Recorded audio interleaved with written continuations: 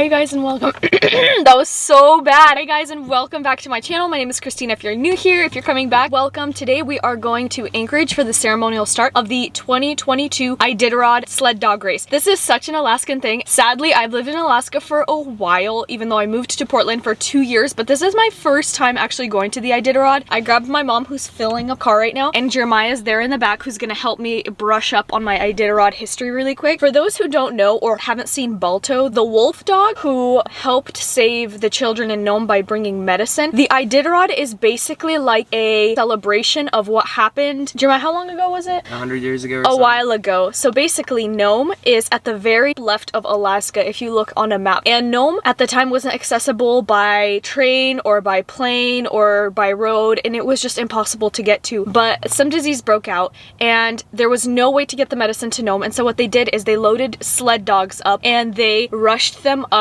to Nome, and they had to go and survive brutal conditions over like around 1,000 miles, and the train could only get within 700 miles away. So these dogs, this musher got these dogs together. They got the best team of dogs that was there, and it, by the way, was not Balto. There was another dog who actually led them, and there's a movie about this dog. I can't find his name right now, but I'll put it up on the screen too. They were able to successfully bring this medicine over to Nome and basically save this entire community. And so the Iditarod is kind of like a nod to that historic piece of time where the dogs basically saved the village by transporting this life-saving medicine. The Iditarod, what we're going to today, is not the same thing, but it's more of like a tradition, and it's like a really fun community thing where everybody gets together, all the dogs get together. They have the ceremonial start where they line all the dogs up and they go every 2 minutes, and you get to see all the dogs, you get to wave to them, you get to see the starting line, and then they run for like a certain distance, and tomorrow they actually start in Willow. Like the official race starts in Willow. It's a little bit more south than Anchorage is. Anchorage, they just do it there because that's like the largest community, the highest population. So the race actually starts tomorrow, and they will race the dogs from Willow to Nome, and I'll put a map up just for it to kind of be more clear. So I will take you guys along with me today to show you guys the dogs, to show you Anchorage, to show you how the community gets together, and we hope you guys enjoy because this is gonna be my first time too, and I'm really excited to see it.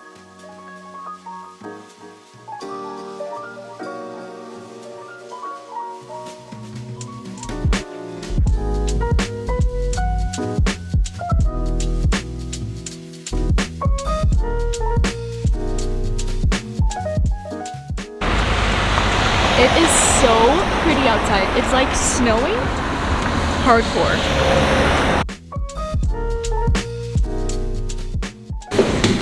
Love sketchy stairwells.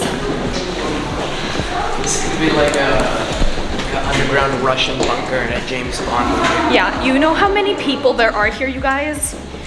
The roads are packed. We parked like 3 blocks away at the mall parking. Ooh, thank you, Mom. All right, this way. Yeah, Jeremiah didn't listen to Mom and didn't wear too many layers. We're on 6th Avenue. We have to get to 4th. Man. Oh my goodness. Okay, Mom, bijam. Bijam. Mom, this way, this way. You guys, tell me why Mom and I look exactly the same. Jeremiah, grab the camera from the back. Mom is in the middle of the road.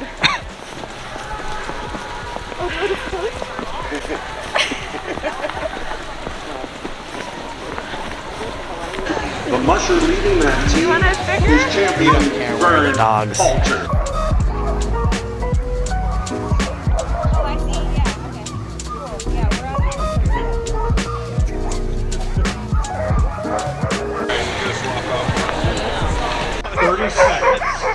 At the line now is musher number 5, Paige Gropey from Heathrow. Go! She is joined by Nikki coming out of New York.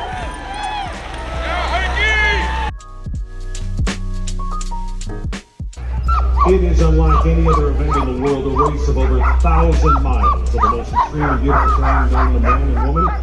Across mountain ranges, frozen rivers, dense forests, desolate tundra, and windswept coastlines.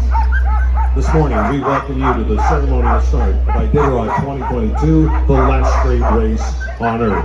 10, 9, 8, 7, 6, 5, 4, 3, 2, 1, go! That is for Sled, honoring the founder of Iditarod, Joe Reddington Sr. Go!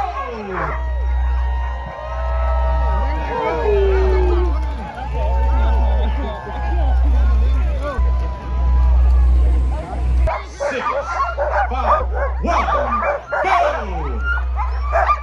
Somewhere on the trail there's moose that are very afraid. That was our champion in 1993, 96, 98, and again in 2006. I love of that sport ever.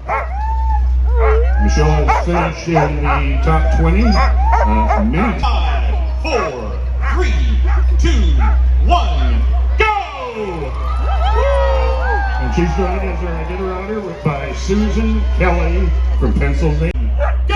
That is Jesse Holmes on his way to Nome this morning at the 50th anniversary of Iditarod. What you see here today at the starting line are strong, well.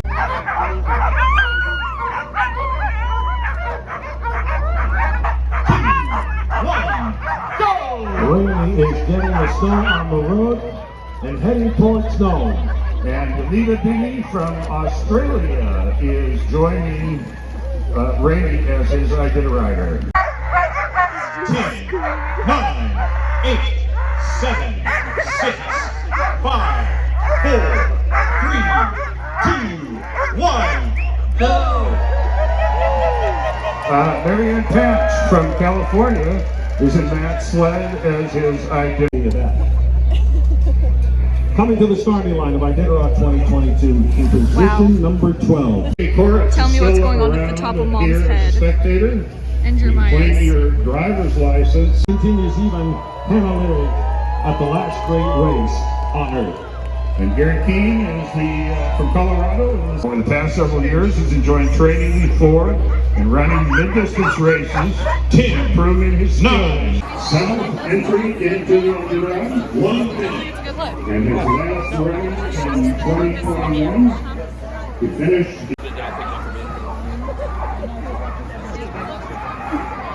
And the dogs, his grandfather, Joe Reddington Sr.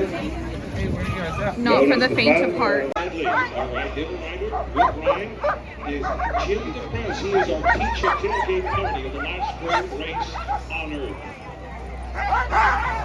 This morning, I want to thank our principal partners. Jeremiah, Mom. We're heading back right now and we are soaked. We had like 2 inches of snow on our heads. We didn't stay for all the dogs because we have to go to Costco, and look at my mascara. It's so, Mom is filming the YouTube process, but it snowed so bad, my makeup started running. Like, it's just really, really wet outside. It looks so dark on camera. The dogs are heading to Willow, where they're gonna start tomorrow.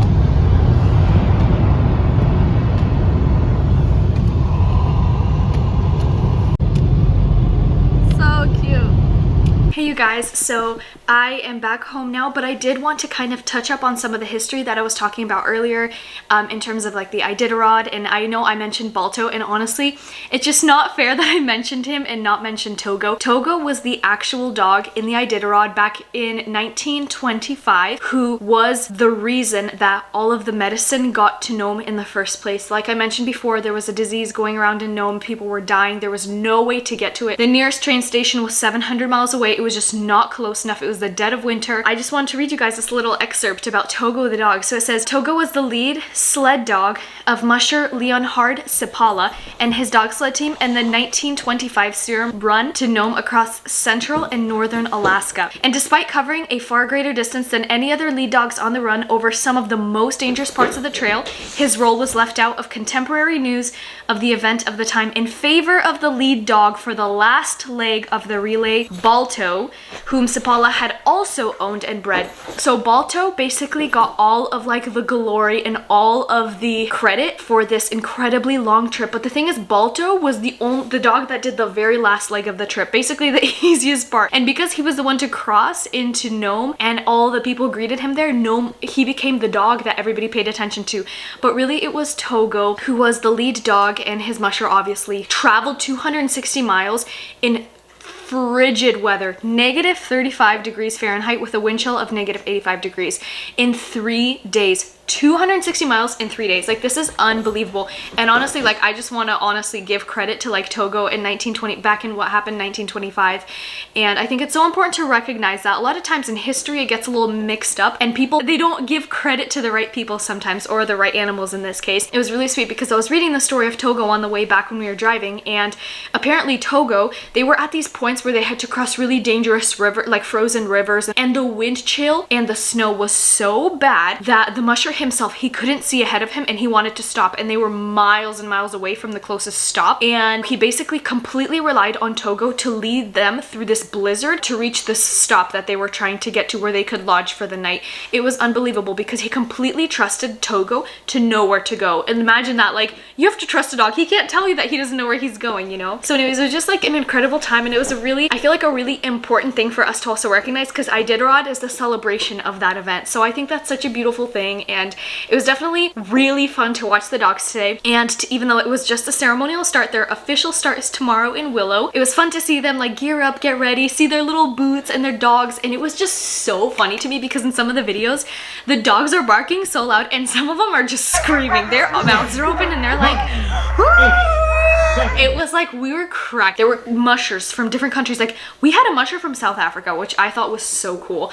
And Finland and Norway, of course, they're like the original winter sports countries. But it was just so cool to see them come out. It was packed, but it was so worth going. If you live in the Alaska area, I would so highly recommend going and show up like an hour earlier, just so you can also go to the food vendors, walk around, read about some history. It's just really interesting. And you guys, thank you so much for coming along with me and just like watching and hearing a little bit of this Alaskan history.